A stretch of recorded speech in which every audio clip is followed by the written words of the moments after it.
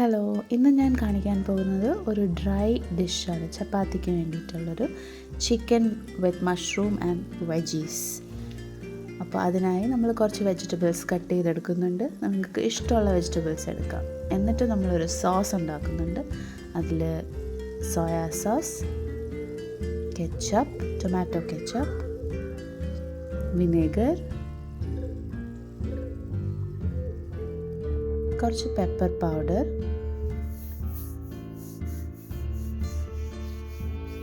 പിന്നെ കുറച്ച് chilli flakes, ഇത്രയും കൂടി മിക്സാക്കി നന്നായിട്ടൊരു സോസ് ഉണ്ടാക്കണം. എന്നിട്ട് നമ്മൾക്ക് ചിക്കനിൽ കുറച്ച് വെളുത്തുള്ളി ചതച്ചിട്ടിട്ട് ഈ സോസ് മിക്സാക്കി മാരിനേറ്റ് ചെയ്ത് വെക്കണം. ഈ മാരിനേഷനിൽ വെക്കുന്ന സമയം കൊണ്ട് നമ്മൾ ഒരു പോട്ട് ചൂടാക്കി കുറച്ച് ബട്ടർ ഇട്ടിട്ട് ഈ മാരിനേറ്റഡ് ചിക്കൻ എടുത്ത് ഫ്രൈ ചെയ്യണം.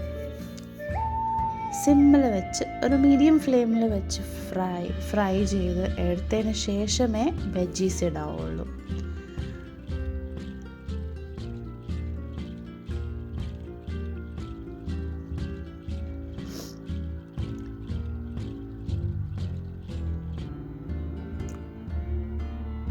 മീൻവൈൽ നമ്മൾ കുറച്ച് ചപ്പാത്തീസ് ഉണ്ടാക്കാൻ പോവുകയാണ് ഇതിൻ്റെ കൂടെ കഴിക്കാൻ വേണ്ടിയിട്ട്.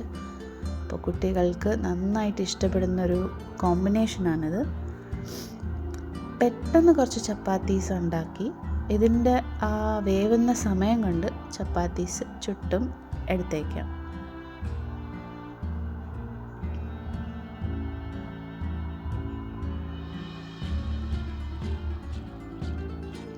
ചപ്പാത്തി ചുടുമ്പോൾ പ്രത്യേകം ശ്രദ്ധിക്കാനുള്ളത് അതിൻ്റെ ബബിൾസ് വരുമ്പോൾ തന്നെ ഫ്ലിപ്പ് ചെയ്യുക. പിന്നെ ഇതിൽ കുറച്ച് ഒരു ഓയിൽ ഒഴിച്ച് ഒരു മോയ്സ്ചറിന് വേണ്ടിയിട്ട് ഫ്ലിപ്പിംഗ് ഒരു മാക്സിമം 3-4 പ്രാവശ്യം ആവും. പിന്നെ കൂടുതലിട്ട് മറച്ച് ഇട്ടാൽ ചപ്പാത്തി ഹാർഡായിപ്പോവും. ഇങ്ങനെ ഇതേ രീതിയിൽ ചെയ്താൽ നമുക്ക് സോഫ്റ്റ് ആൻഡ് മോയ്സ്റ്റ് ചപ്പാത്തീസ് റെഡിയായി കിട്ടും. ആ സമയം കൊണ്ട് നമ്മൾ ചിക്കൻ വെന്തിട്ടുണ്ട്. അപ്പോഴത്തേക്ക് നമ്മൾ എടുത്ത് റെഡിയാക്കി വെച്ചേക്കുന്ന എല്ലാ വെജിറ്റബിൾസും ഇതിൽ ഇട്ടിട്ട് ബാക്കിയുള്ള ആ സോസും കൂടെ ഒഴിച്ചിട്ട് നന്നായിട്ട് ഇളക്കി കൊടുത്ത് മീഡിയം ഹൈ ഫ്ലെയിമിൽ വേവിക്കാൻ വയ്ക്കുക.